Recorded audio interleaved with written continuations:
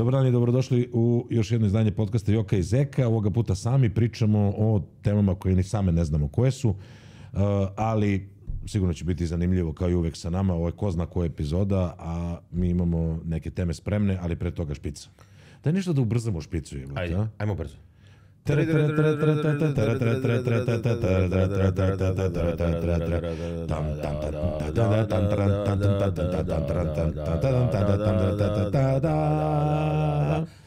Brže, dobro, ali znaš ćemo, moramo i da skratimo malo taktove neki i to sve.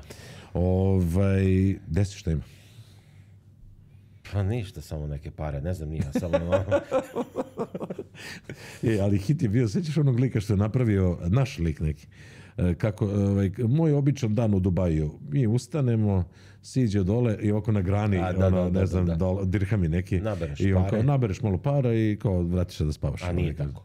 A nije tako, naprotiv, a? Pa, šta ja znam. Ajde, nije mi mnogo teže, nemoj da zasiš. Nemoj, sad će ispati da radimo ovdje žestoko nešto. Jeste, živ si se pojao, nisam te čuo tako nervoznog i ljutog pre nego si došao na snimanje. Ne, na poslu ume da me to, ali to je normalno, mislim, to prilazim, možda da se iznerviraš, kakav je posao gde se ne nerviraš, mislim. Da nema problema ne bi mi ni trebali, našli bi nekog drugog. Ili bi kompjuteri, AI bi to uradio za tebe. Gde smo, nismo se dotakli AI-a, čovječe, to je nova stvar. Sora. Pa ne Sora, nego mi nismo radili od 2022. Tad svet nije znao ni za ChatGPT.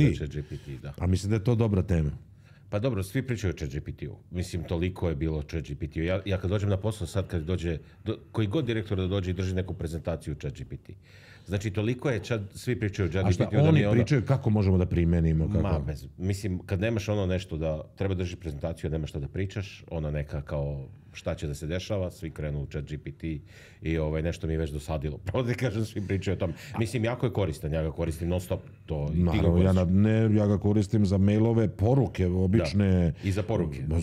Jel pročeškaš ono kao, šta kaže, refine my message? Ja samo kažem, ali ovako bukvalno napišem. Objasniš mu šta hoćeš da kažeš. Make better English.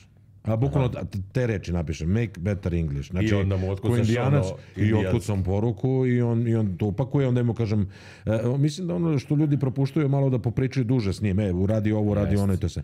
Ali hteo sam, ajde se vratimo samo AI, ali tvoje studiranje.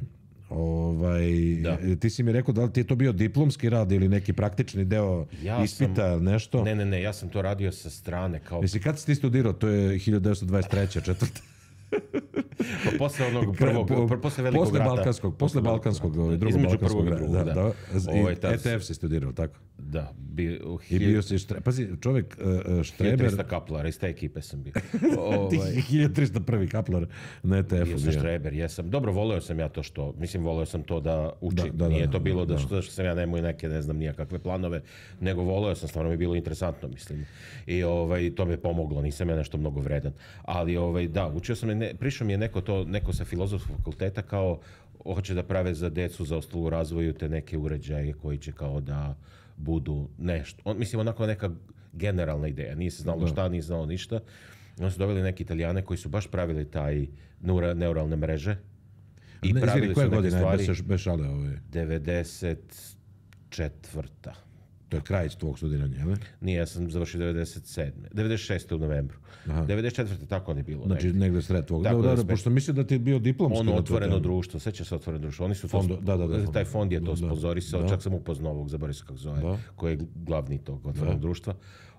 Dolazio na sastanke te i nešto smo mi to pravili, nešto, znaš, ono neko uklapanje, ali ovi što su došli, to je bilo interesantno, oni su pravili te neuronske mreže i pravili su evolutivne neke, što je bilo, niko to sad ne radi, ali je baš mnogo interesantno.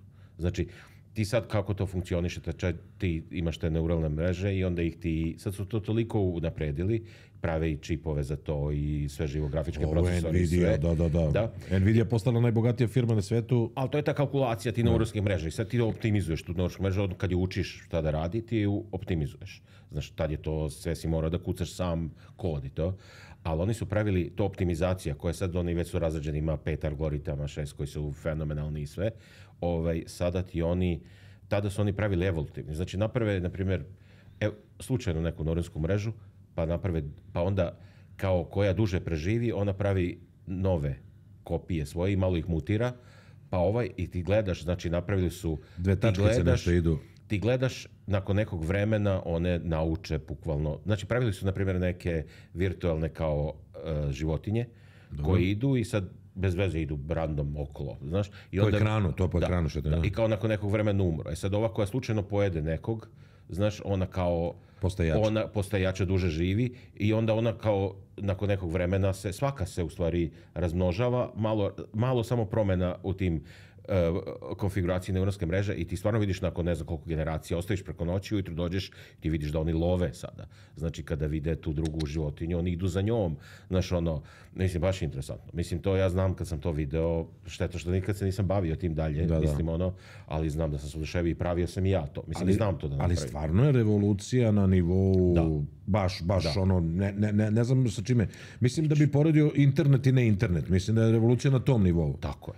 Tako je, znači, niko to nije, mislim, tu ja prvi, sećaš se, pa pre 3 godine, 5 je bilo, kad dođete Artificial Intelligence, zadnji poslovi koji će da propadnu će budu ti, znaš, kreativni, kao grafički dizajneri, znaš, ljudi koji izmišljaju te neke kreativne stvari. A tu prvo otiš, čekaj, ko je to, ti sad gledaš otkucaš mu onaj prompt i on ti napravi sliku, gdje si ranije mora da platiš znaš, neko ko je godine i godine i godine iskustva i da ima alatke i da pravi u tom fazonu da zna. I to je prvo, meni to sad nije, znaš, čekaj, ono što si mislio da će zadnje, da će zadnje da propadne, to je prvo propalo. Mislim, to je neverovatno, to je meni, znači niko to ne mogu da predvidi. Znaš kako je meni, ja sad, ono što je bitno, ja mislim da 99,99% ljudi ne zna kako to funkcioniše, mislim, znači, znaš, mislim da ja znam. Pa dobro, ti si jedan od tih, dobro ja znam, ali pa ti si taj jedan od 10.000 koji eventualno zna kako to funkcioniše, niti je bitno. Ono što je problem blockchaina, svi se trude da prodru to šta je blockchain. Danas sam srao jednu devojku, baš našu, doduše koja je živjela po inostranstvu i to sve ima neki startup, kaže, mi smo ti Bitcoin kao menjačnica, ali ti samo subscription-based kupovina Bitcoina. Ti uopšte ne moraš da znaš ni šta je Bitcoin, ni šta je trading, ni šta je ovo, ni šta je ono. Ti danas kupiš odredio si da ti je nedeljno 100 dirhama daješ za to i ti kupuješ Bitcoine svake nedelje po određenoj ceni, razumiješ, i tako dalje. Hoću ti kažem, ne mora niko da zna šta je blockchain, ne mora ništa da zna šta je kripto, ne moraš da znaš ništa, ali kupuješ jer je to neki aset i to sve. Tako i ovo, artificial intelligence, i to je maltene problem blockchaina jer je ostao nekako zatvoren u tom nekom krugu ljudi koji znaju kao šta je blockchain, znaju taj trading a zapravo ti ne moraš da znaš šta je AI je prečicom došao i odmah su ga svi prihvatili, jer ja mislim da je najfantastičnija stvar na svetu od tog AI-a što je on krenuo s jednim crnim ekranom i bela slova i nema ništa, znači pitaj me nešto, ovaj zna, znači... Da, probaš, sećaš se probaj, napiši mi pesmu, ovo... Da. Znači, čekaj, on krene, izbacuje ti, kaže, čekaj, kako ovo, znaš, mislim, kako ovo, to ima i filozofski, mislim, krenut ćemo na drugu stranu. Ima filozofski dimenziju jednu. Jer ti kad gledaš to, on gleda iz tih svih reči što je video i sve napravi neku tu okolinu i on, znaš šta on radi? On gleda koja je moja sljedeća reč.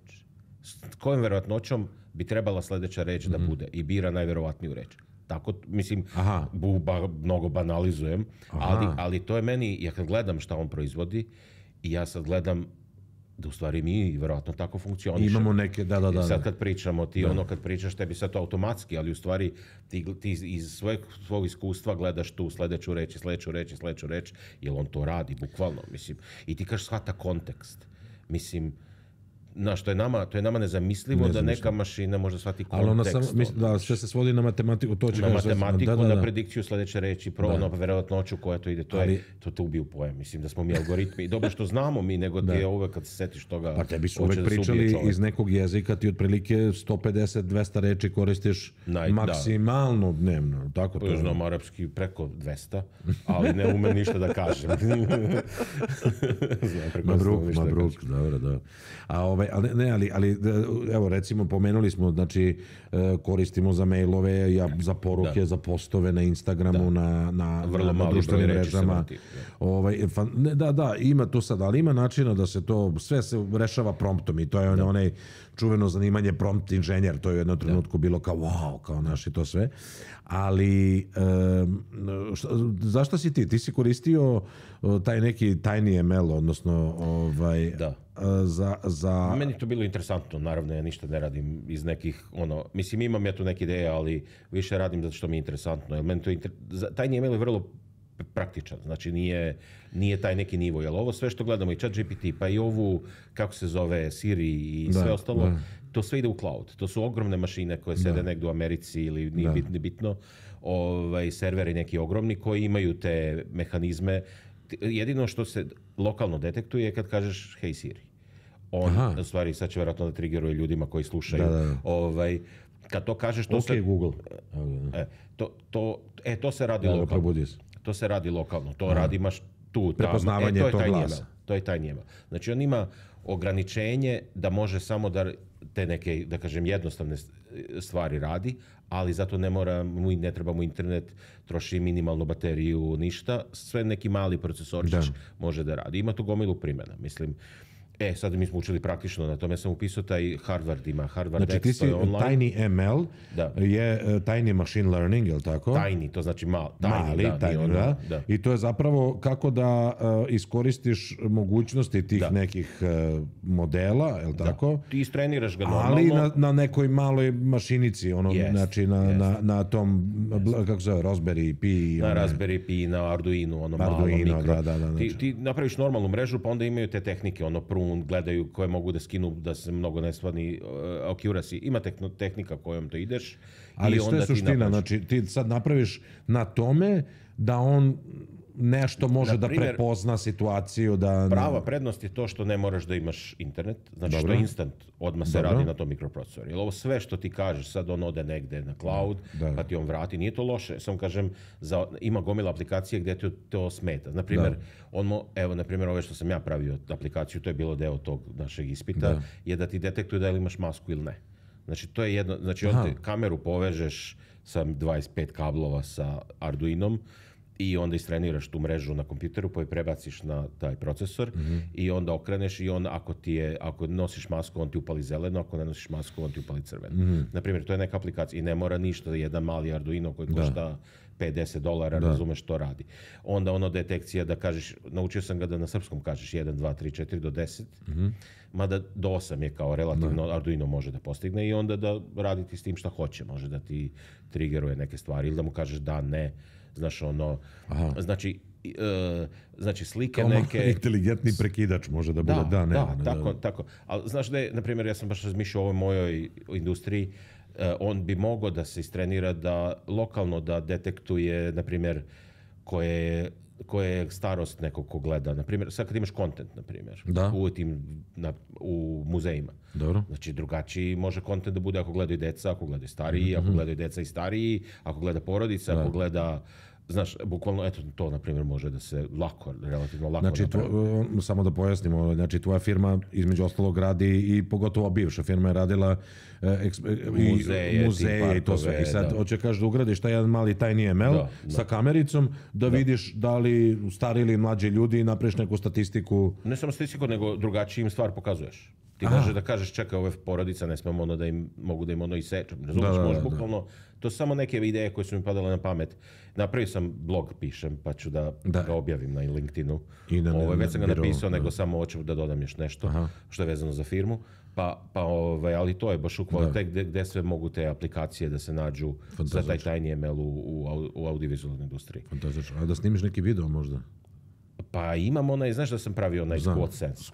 Taj ću da... Ne, nego za ovo što si za TinyML zvuči dobro. Znači... Pa znaš šta sam mislio? Mislio sam napravim jednu, ja to volim, napravim aplikaciju. Znaš šta me nervira u stanu? Kad mi neko pozvoni dole, ja moram da ustanem i da odem do interkoma i da pritisnem dugme. Da. Hoću napravim sa Arduinom da on čuje. Otvori! Ne, da čuje kad zvoni i da otključa. Da me uopšte ne pita.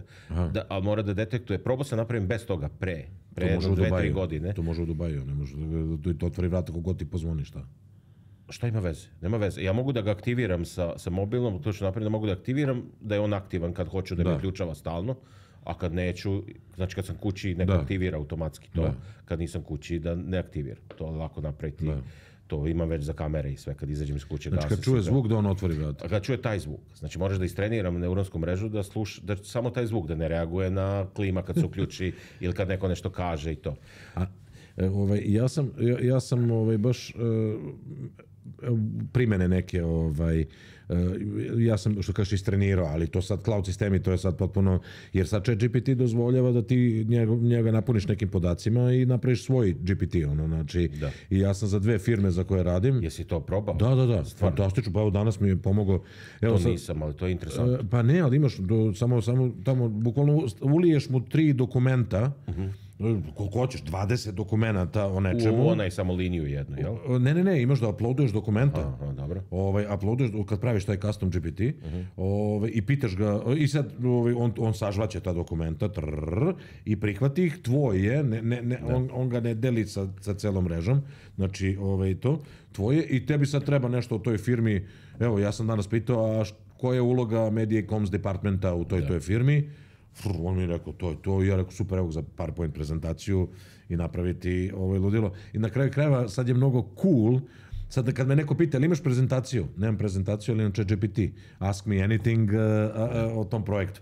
I ovi kao super, potpuno se jednostavno napravi, znači to je interesantno, to moram, nisam praktično to probao nikada. Mislim, čuo sam, nisam znao da je to tako jednostavno sad. Znači, poslaću ti da vidiš kako funkcioniše. I još možeš, što je zanimljivo, ona 4 prompta što imaš na ChatGPT-u, ona pokazna, znaš, možeš i njih da praviš šta hoće da ti bude, pa može neki da ti bude Ne razmišljam u ovoj firmi, pošto imaš gomilu tog knowledge-a, gomilu znanja u tom našem sistemu za servis. I bukvalno, ja sam to i ranije mislio, sve to ubaciti u jedan, i onda bukvalno kad neko se javi, pita nešto, on već zna da je to bilo tamo, ne znam, u New Yorku, taj projektor da ima ti problema i daje mu sugestije. To je ozbiljna aplikacija, to uopšte nije bez veze. Mislim, to bi bilo jako korisno. Znači, to je jedna stvar. Druga stvar, ali to je najjednostavnije, mislim, to je sad omoguće, ne treba ti ništa, to je ChatGPT dao kao svoju opciju. Druga stvar, Lele, kum Vlada, je imao svoj sajt iChing, pričao sam ti o tom sajtu, koristiš ga? Pa pratio sam na Instagramu nešto. iChing.today, to je jedna drevna knjiga mudrosti kineska, koju, ne znam, Steve Jobs je koristio, ne znam da li neka glumica, Gwyneth Paltrow, tako neka, razumeš, isto koristila, ali Kinezi dosta koriste i ljudi u biznisu. I tu zapravo svodi se na to da ti postaviš neko pitanje, dobiješ neke heksagrame, tako što pritisneš dugme, dobiješ neke 2 heksagrama i on ti objašnjava šta znače ta 2 heksagrama za to tvoje pitanje i kako se zove to, i sad imaš samo da ti da chapter knjige, koji je neka filozofska misao, a mi smo sad dodali AI na to, da AI uveže tvoje pitanje i taj chapter knjige i dati tumačenje šta to znači za tebe. I to je, recimo, po meni je savršenstvo, jer nema, i onda smo napravili i blog zbog SEO optimizacije tog sajta, koji se sam piše svaki dan. Znači, svaki dan izbacuje jedan novi blog na temu toga, Steve Jobs koristio, ovaj koristio, onaj koristio, šta možete da vidite, Znači, i to se sve radi samo. Znači, ceo sajt funkcioniše bez jednog jedinog zaposlenog. Mislim da to je magija. Jednostavan, onako, da kažem, posao i biznis, i sad ćemo da ga prerađujemo, betu verziju, video si betu, sad smo dobili komentare od beta testera i sad ćemo da promenimo i mislim da će biti super. Već sad imamo neke pretplatnike. Stvarno? Da, po $15 mesečno, znači fantastično. A druga stvar, sad je, baš bukvalno danas je prezentovao prvu verziju toga. Znači, opet je Vlada u pitanju, znači napravio je magiju apsolutnu. Radimo novi, jedan medijski website, radimo na temu Web3-a i blockchaina. A to si mi pominjao malo nešto. Da, Fuse, da. Pa to je isto, pa nismo pričali o tome, pričat ćemo u sljedećoj epizodi, ne stižemo. I napravio je, znači, čudo Božije, znači, daš mu izvore, kredibilne izvore sa kojih hoćeš da on, da kažem, čita vesti. onda on skuplja vesti sa tih 20, 50, 100 izvora koje hoćeš, onda skuplja vesti na gomilu i pravi evente, znači o jednom eventu, ne znam, Bitcoin ETF, ovo što je sad izašlo, imaš 20 članaka. On za svaki od tih članaka, znači po eventima, mnogo, znači tako je napravio magično. Znači on, kako se zove, slaže po eventima 20 članaka. Za svaki od članaka imaš koliko je čitan, koliko je šerovan, koji je sentiment, da li je pozitivno ili negativno, koliko odgovara za tematiku tog portala koje mi pravimo. Razumeš, znači sve u sitna creca i onda ti pravi artikal, odnosno članak, onako kako ti želiš da ti napravi članak. Znači daš mu neki template članka i tako, pošto imamo 2 novinara, bukvalno ono Guardian i ne znam Daily Express, ne znam, znači ono ozbiljni urednike imamo, kako se zove, oni će malo to napraviti da zvuči kako treba. I to, znači, šta sve možeš da radiš, koje reference da daješ, koje, znači, ludilo. A pritom, sad se svodi na te izvore, jer nismo hteli da idemo dalje, da ne uzmeš neproverene neke izvore. Znači, možeš ti da daš ceo internet da ti skrejpuje, a sad ubacuje, bukvalno sad, pošto je danas završio tu fazu, sad u narednih 7 do 10 dana, ubacuje da ti skrejpuje internet, znači, social media. Znači i YouTube i sve social media kanale, ko priča o tome, koji su najbolji influenceri, znači imaš svoje, znači ono, bukvalno, pa ja ne znam koliko bi moralo ljudi, jedno 20-30 ljudi bi to moralo da radi, gledanje, pa ljudska greška, da ti ne pričam, znači to sve, on je sve to stavio u taj sistem. I sad ti sa 2 urednika i jednim novinarom i naravno kontributorima sa strane, ali imaš medij ovako, o čemu god hoćeš. Znači, mediji o košarci, o fudbalu, o ovome, onome, znači ono, ludnica. Tako znači, pokrećemo televiziju. Altea se zove. Krećemo televiziju, novine, sve. Jer, pazi, sada i ovo si video za Soru. Znači, ludilo. I si dobio Rebita, to mi pade na pamet. Nisam. A nisi još. Nisam, naručio sam, da, Rebit. To će biti interesantno. Rebit R1, on je, ono što je zanimljivo, Rebit je sprava koja je kao, ja mislim, budućnost. Znači, takva sprava je definitivno budućnost. 2 stvari. Jedna stvar je da ne moraš da koristiš ruke, a druga stvar je da ne moraš da učiš softver da bi nešto mogao da uradiš. On to radi za tebe. Znači, na demo-u, ali nije live demo, nego je snimljen demo, sad to sve je moguće. Na demo čovek kaže, rezerviši mi najjeftiniju kartu od, ne znam, Njujorka do Londona i organizuje mi 7 dana razgledanja Londona.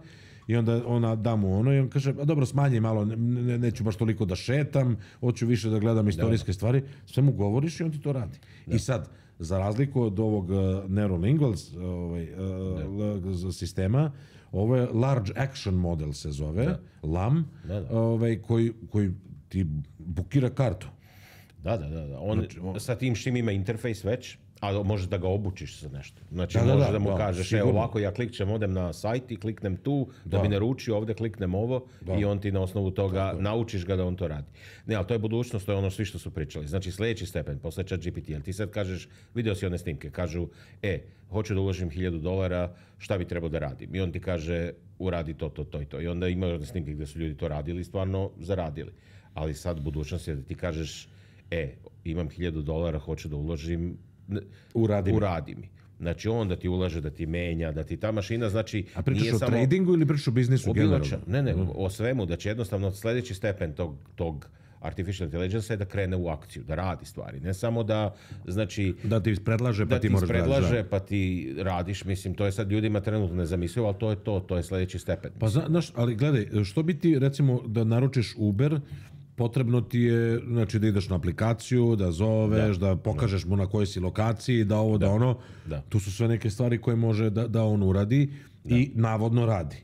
Ali, pazi, ja sam naručio, trebao bi krajem jula da mi stigne tek, pošto ne znam u kom sam, 5. beču. Krajem jula.